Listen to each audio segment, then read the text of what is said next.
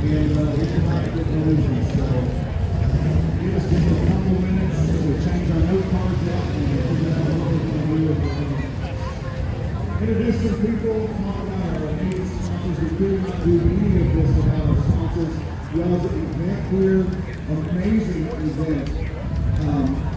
Car lovers for generations and coming in here and never seen anything like this. And us Tennessee boys are loving this event you have here. So thank you for letting us come in and interrupting your day and hopefully give you some neat things to talk about. So before we get started, one thing I would like to say is we come here at the inflatable that is hopefully surviving for free.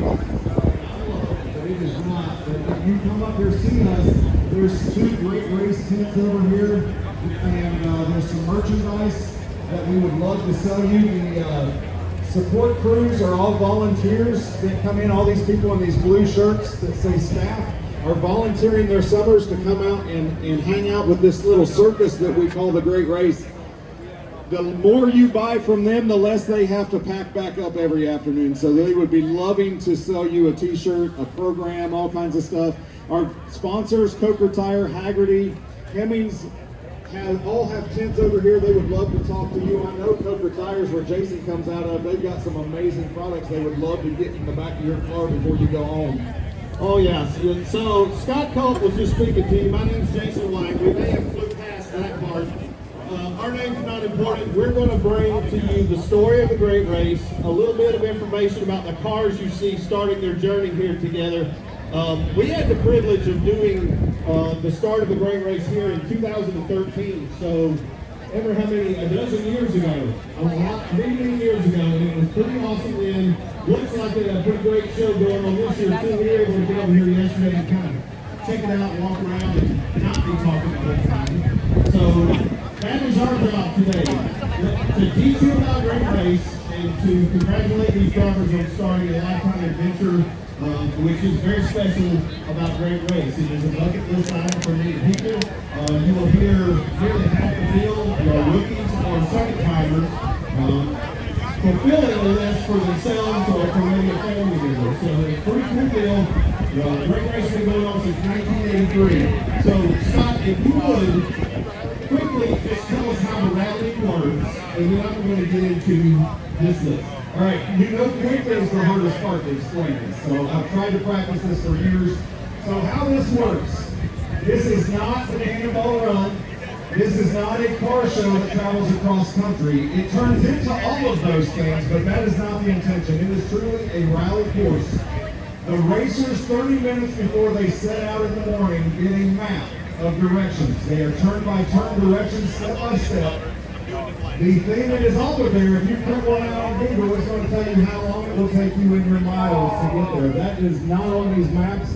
If they follow the speed listed on the map and they go the speeds that they're supposed to for the distance that they're supposed to be, they turn at the right checkpoints, they will get to random checkpoints along the route at the exact second that the race designer designed that they would get there. So, how that works, you may think, well, you know, my wife and I travel across the country all the time. We get there, we beat the GPS by 3 minutes, we are good.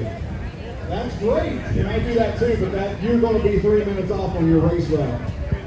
Not only do you have to follow the directions exactly to get to the random checkpoint that you have no idea where it is, but if you get stuck at a stop sign for 12 seconds and the map says you're supposed to be there for 9, you are now off 4 seconds.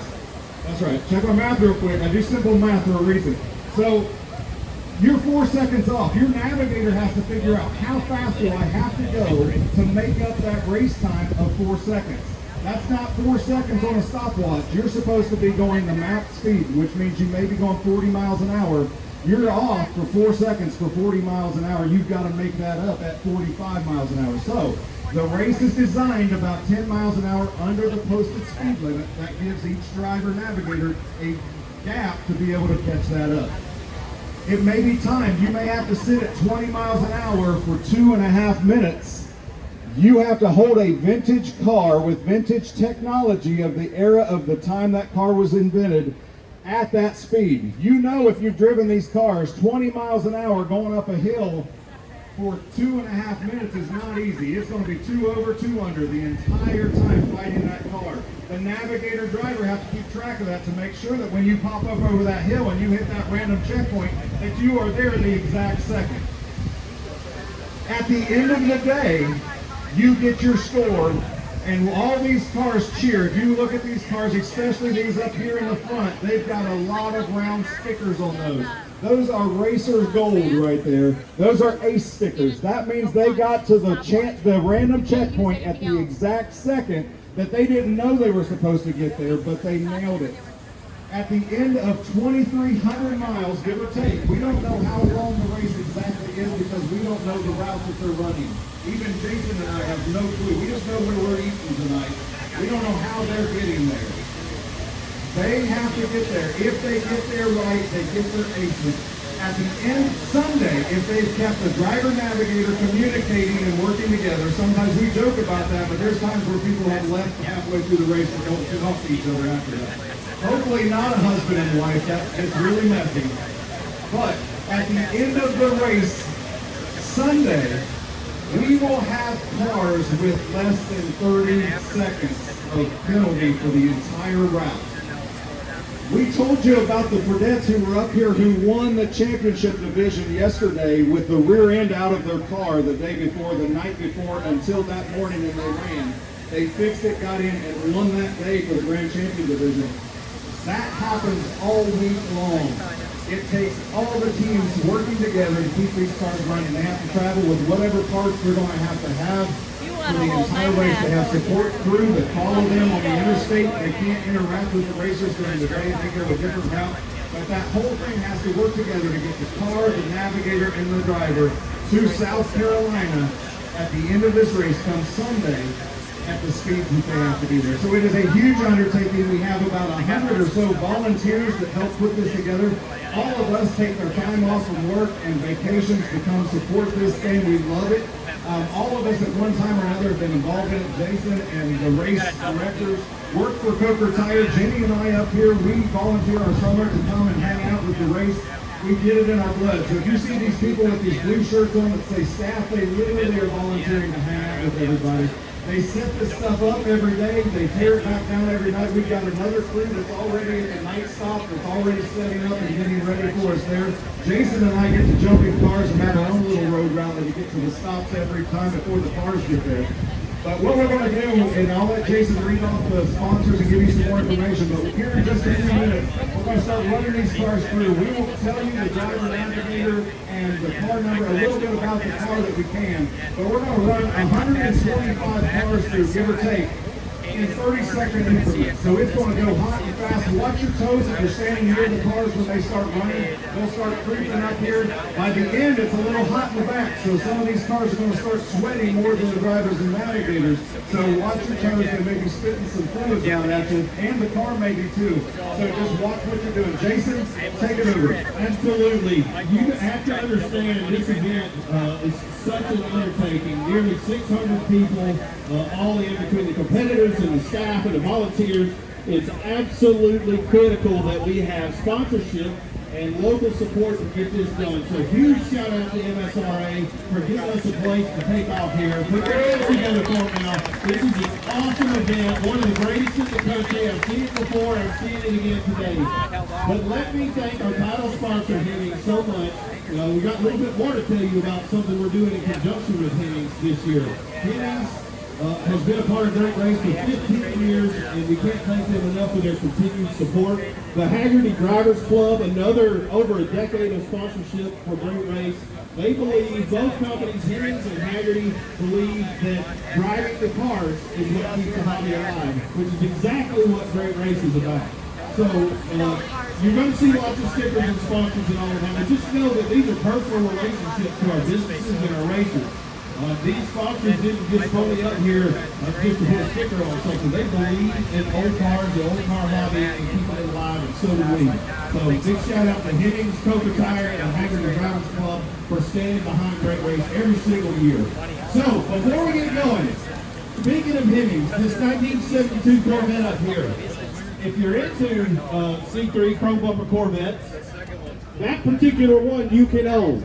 Starting today, is a giveaway for this car. You throw your name in the hat. It's just a small submission. We come together with Coca Tire Company, Corvette Central, and Zip Corvette. We got this car purchased off Higgins Auction. We got it fixed up nice. Got a brand new set of wide oval radios on it. Riley and Joe are going to hopefully take care of this thing. A rally across the United States of America. Going to change their lives. You can win this car. Follow it all week long. Thank you to Hemmings for helping us get all our ducks in a row and get this car in the race for Riley and Joe. And then after the race, into one of your hands. Thank you so much. So before we get going, I need to get race director Jeff Stubb over here, get him Michael Scott, and my friend Wally. Back to the 50s means so much to us. We cannot thank you enough for putting up with our nonsense here. Come on over here, Jeff. I want you to introduce Wally. He's helped us before, outstanding figure in helping to orchestrate this madness that we call Great Race. I met Wally Burshill about 15 years ago, and he proposed an idea of bringing the Great Race back to the 50s to Minnesota, which is bringing 500 people from around the world to this great event. I know there's thousands and thousands and thousands of cars and tens of thousands of people, but we brought in 500 people that had never been here before in 2012, and it was such a great time and such a success. They've been after us every year to do it again, and it's been 12 years. We finally brought the Great Race back to Minnesota, back to the 50s, and it's really through the hard work back in 2012 and in 2024 and 25 of Wally Burshill. He really has gone the extra mile to make this happen. These people, we've got people from Japan, from Australia, from England, from Italy, France, all over Canada, and all over the United States here. Competing in this event is going to go from here and back to the 50s all the way to Irmo, South Carolina, which is Lake Murray area of South Carolina, right in the middle, right next to the capital at Columbia. And 12 years ago, we had this young lady sing the national anthem. How old was she? Dan, about 13 years old, and she knocked it out of the park. And that young lady is Wally's daughter, and she's here again 12 years later to sing the national anthem. Would you introduce your daughter to sing the national anthem?